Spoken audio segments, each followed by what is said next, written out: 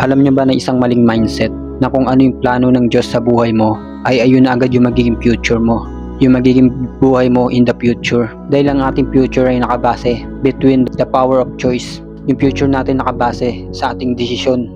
Kung susundin ba natin yung plano ng Diyos sa buhay natin, kung ina-accept ba natin yung sinabi niya sa atin. Nakabase pa rin sa ating desisyon kung tutuparin natin o tinatanggap natin.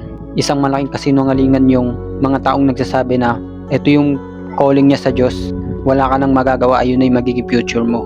Isa yung malaking kasinungalingan. Dahil pwedeng bigyan ka ng Diyos, sabihin sa iyo ng Diyos yung plano niya sa buhay mo, pero pwede kang tumaliwas, pwede kang tumanggi. Kaya yung ating future is what we are become. Kung paano tayo nag-iisip.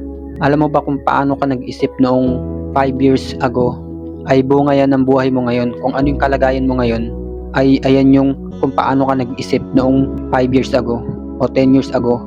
Kung ano yung ginagawa mo noon, kung ano yung mga decision na ginawa mo, kung paano ka mag-isip, ay ayan yung magbubunga sa'yo in the future.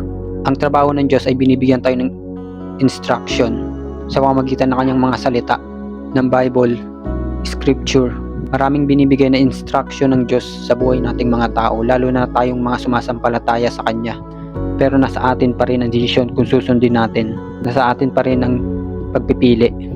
At nasa ating mindset din kung paano tayo nag-iisip o sumusunod sa Kanya.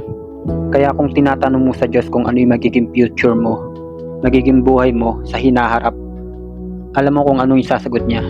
Your future is what you become. Ikaw at ako. Your future is what we become. Kung paano tayo nag-iisip, kung sinusunod ba natin siya, kung tinatanggap natin yung instruction ng Diyos, yung pamantayan ng Diyos, ina-apply natin sa buhay natin. Meron ng isang bata 1 week ago, nitong nakaraang linggo lang, habang nananalangin siya, nung araw ng linggo, totoong buhay po to, habang nananalangin siya na nakapikit, nagpakita sa kanya si Jesus sa vision. Nag-uusap sila. Ang tinanong ng bata, 9 years old, tinanong ng bata kay Jesus kung ano yung magiging future niya. Alam mo, ito yung sinagot ng ating Panginoong Jesucristo sa bata. Ngumiti si Jesus sa bata.